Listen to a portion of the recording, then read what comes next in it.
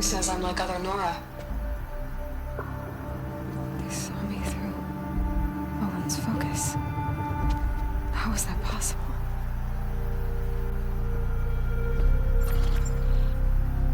Then make it quick. I'm heading in. Hold for identiscan. You need to stop listening to Ted and start listening to me. Where's this from? And when?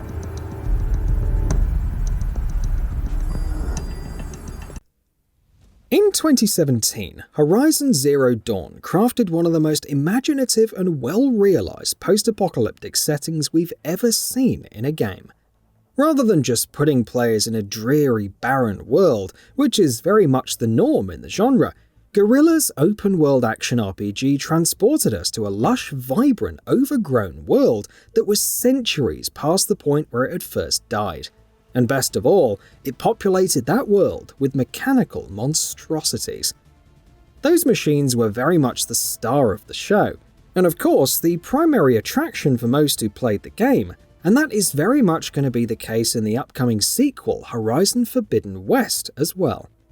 In preparation for its imminent launch though, here we're going to talk about those machines, more specifically about how they came into existence in the Horizon universe, and eventually how they took over. If you've finished the game, you know the answer to that is a complicated one, and yet still one that can be boiled down to a couple of crucial factors, the most crucial one being the Faro Plague. Before we talk about the Faro Plague though, we need to discuss the man it was named after, Ted Faro, founder, owner and chairman of Faro Automated Industries, or FAS. By the late 21st century, FAS had become a major world power unto itself, and had established itself as the world's leading manufacturer and supplier of war machines that it supplied to parties all over the world. These machines, known as peacekeeper robots, were FAS's primary and biggest source of income, which meant that Faro wanted to engineer them to be as efficient and formidable as they could be. That led to some questionable decisions, and peacekeeper machines were designed with various properties that would eventually go on to prove very problematic, to say the least. One of their properties was the ability to consume small quantities of biomass as sustenance in order to keep themselves running and functioning. Another was the ability to hack into any and all machines, override them, and bring them under their own control.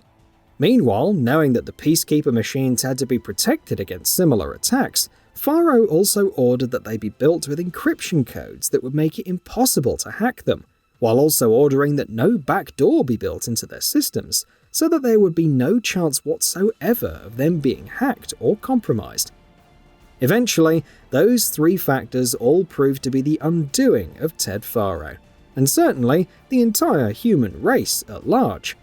A glitch was discovered in one particular swarm of the machines that made them unreceptive to the commands, and corrupted by that glitch, the machines not only started overriding all other machines, thus exponentially self-replicating and constantly growing their numbers, but also started consuming any and all biomass around them as sustenance. This was dubbed as the Faro Plague.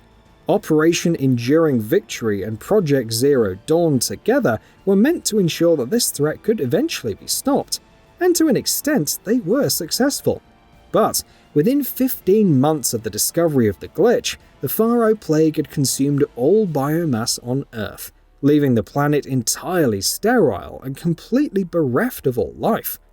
It wasn't until nearly a century later that the AI Gaia was able to brute force its way through the machine's encryption and hack them to render them inert, following which the process of reseeding life and restoring the planet began.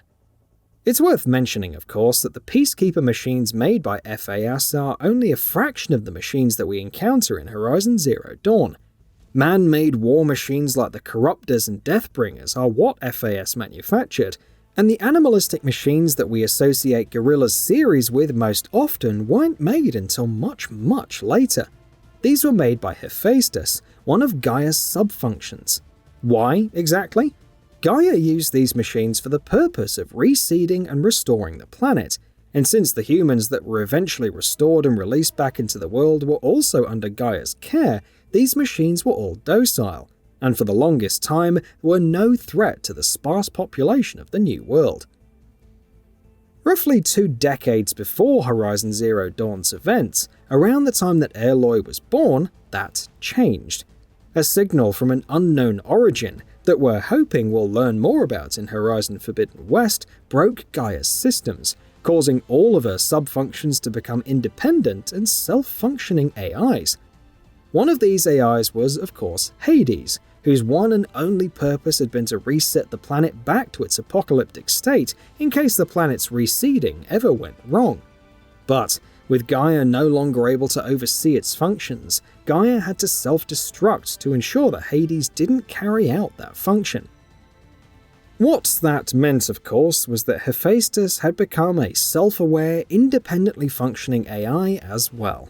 By this time, the humans of the world had started hunting Gaia's machines for their components and parts, but with Gaia no longer overseeing it, Hephaestus began taking that as acts of aggression. In order to let its machines defend themselves, it started making new and more dangerous kinds of machines, ones that were much more deadly, much more armed, and much more aggressive and openly hostile to humans.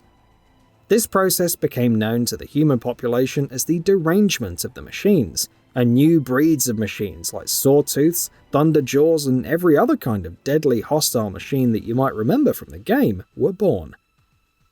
By the time Horizon Zero Dawn ends, Aloy has dealt with the Hades threat, but of course, Gaia is still no longer around, which means that Hephaestus is still pumping out killer robots that tend to attack humans on sight.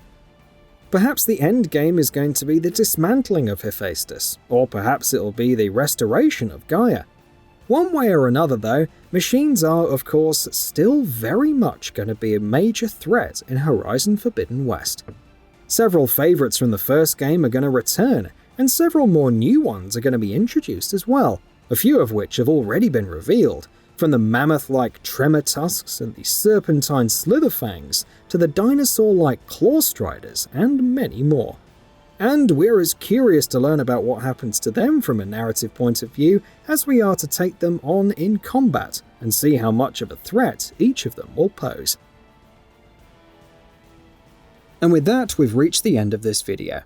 Have anything to say? Let us know in the comments below. Also, we upload new videos every single day on Gaming Bolt, so please consider subscribing as it really helps us out. Thanks for watching.